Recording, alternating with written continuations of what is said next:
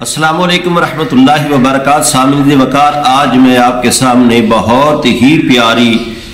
حدیث مبارکہ رکھنے جا رہا ہوں، جس کو امام حاکم نے مستدرک میں نقل کیا ہے اور سیاستہ کی یہ حدیث مبارکہ ہے۔ حضرت عمیر تمیمی رضی اللہ تعالیٰ عنہ فرماتے ہیں کہ میں اپنی پھپھو کے ساتھ حضرت عائشہ صدیقہ رضی اللہ تعالیٰ عنہ کی بارگاہ مقدسہ میں حاضر ہوا تو میری پھپھو نے حضرت ام المؤمنین عائشہ صدیقہ رضی اللہ تعالیٰ عنہ سے سوال کیا کہ عائشہ ہمیں یہ بتائیے،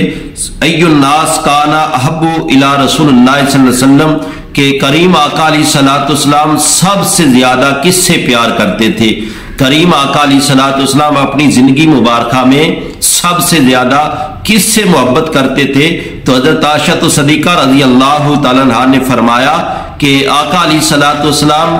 اپنی زندگی مبارکہ میں سب سے زیادہ پیار اپنی بیٹی فاطمہ الزہرا سے کرتے تھے۔ تو حضرت عمیر فرماتے کہ میری پھپھو نے دوبارہ یہ سوال کیا کہ قالت